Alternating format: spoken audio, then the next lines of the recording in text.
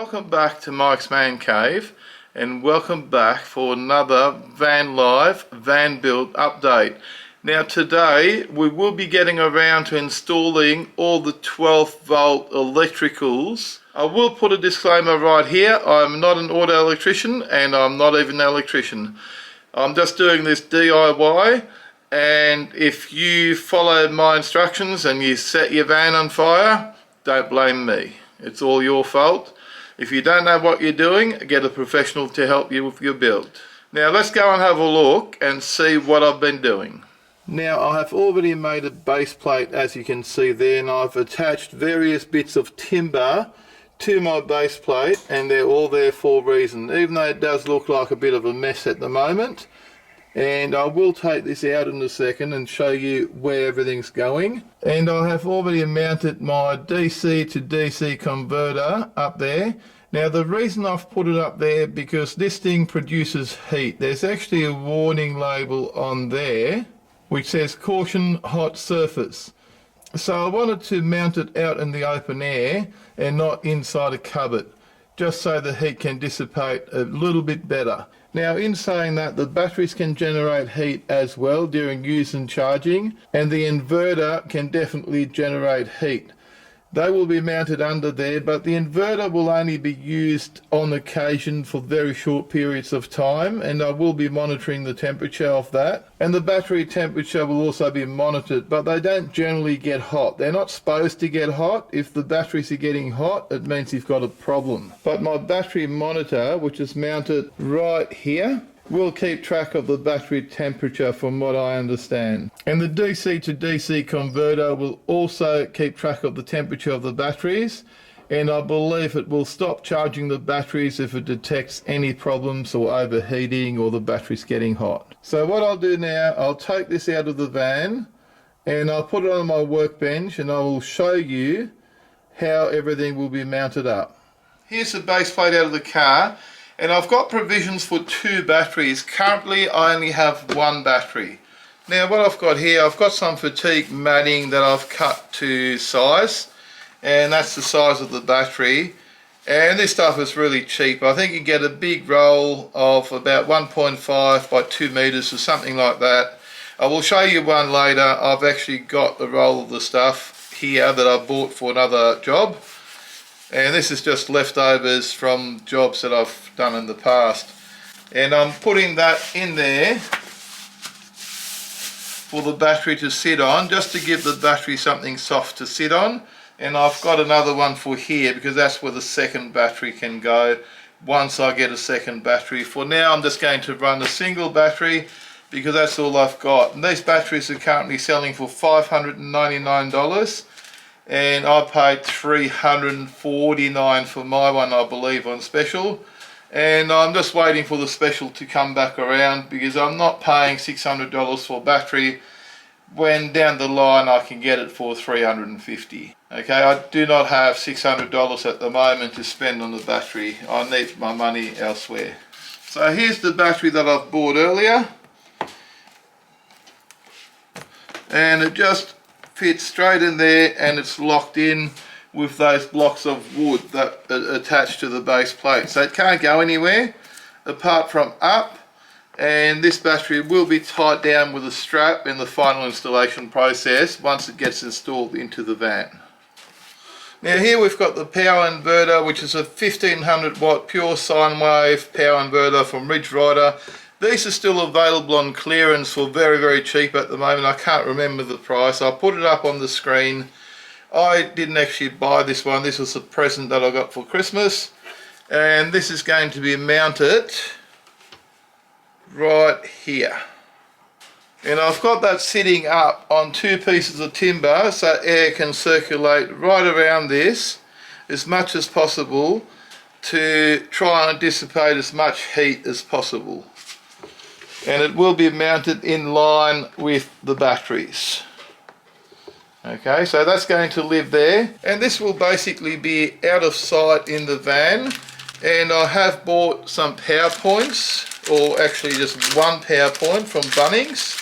I'll put the price of that up on the screen. I like the black, it's matte black, as you can see there. and that power point will be mounted on the outside here of the cabinet, and it will be connected to the inverter, so I can then get power out of a power point just like you would in your house using this inverter to run whatever you might need to run in an emergency. I don't plan to have too much 240 volt stuff in the van.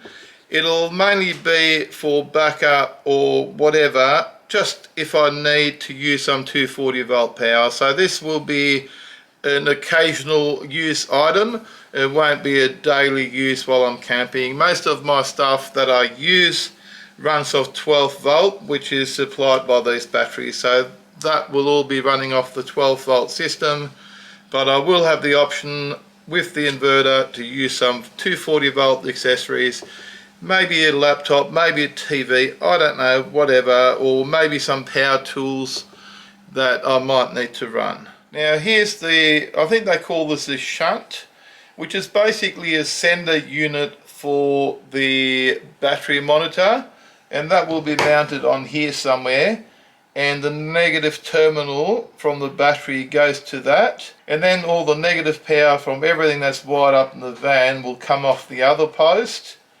and that way it can monitor the battery usage and the battery charging. And here's a fuse box that all the power will come off for the fridge, for the accessory ports and everything else in the van that runs off 12 volt. So that'll probably be mounted somewhere under here, and the negative power which connects to that post there will come off to supply all the negative power for the various accessories, and the positive power of the battery will connect to this post, and then all the accessories will connect to there, and blade fuses fit into the fuse box there. So you're just using standard blade fuses that your car uses, just like these ones, and they did come with the fuse box. Now as you can see, I've built a little cabinet, and what's left to do now is to make up a board that fits exactly in there, so this can all be covered and the fridge can eventually be sitting on top of that. And in here I think I will locate my Ryobi battery charger for the 18 volt batteries, and this charger actually just runs off one of these accessory plugs. Now I do have a whole separate video on this charger, and I can link that video down below for you, but that charger will be mounted in here along with some battery brackets that I've got on order, so I can keep some spare 18 volt batteries in here, and I can also recharge my 18 volt batteries, because I will be using some Ryobi accessories in the van, like the cooling fans and also lights and torches once I get around to it.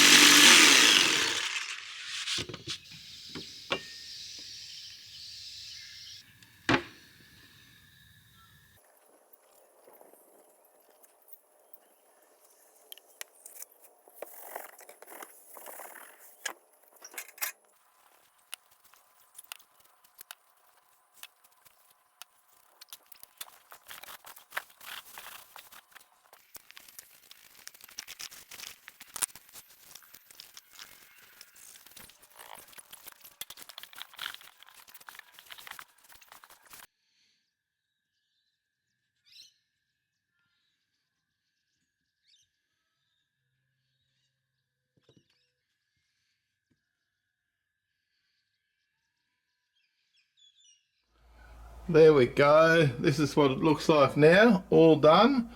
And it's got the two little tie downs there to tie the fridge down. Now I haven't got the fridge tie downs yet. I'll pick them up next time I go to the four-wheel drive centre. And there's little brackets that bolt to here, to your fridge. And it comes with 4 straps where you tie your fridge down. And the fridge will be tied down to there and to there, so it can't go anywhere while you're four-wheel driving or driving in general. Now I haven't covered that part yet because I'm waiting on stuff to arrive in the mail. So once those things arrive, I'll mount them up here and then I'll be covering that, and then it's time to make the floor that comes out to here. And all the electricals will still need to be wired up, and I think I will leave that till the next video. Now I will have 2 options for the fridge. One of them will be there, so for day-to-day use I can just bolt the fridge down there, which makes it easy to access. And you may have noticed the fridge sitting there. This will be the alternate location for the fridge when I'm going camping by myself. So the fridge can sit there, and I'm going to add some tie downs here as well, so I can tie the fridge down there, and then I can have my bed full length to sleep in here, which will be quite comfortable for one person, but it's just not wide enough for 2 people. But most of the time I will be camping by myself or with other people who will have their own camping setup. So I'm not sharing my camping setup in my van with other people. It's mainly for me and the Deef, my dog, and he can sleep here. He'll actually have a nice little area there to sleep in. So I'll finish the video off here. If you've got any questions about anything that you've seen today, leave your question down below and I'll try and answer it to the best of my ability. In the meantime, if you enjoyed this video, don't forget to give me a big thumbs up, and don't forget to smash that subscribe button, not the electrical cabinet, for more videos from Mike's Man Cave. Thanks for watching, and bye for now.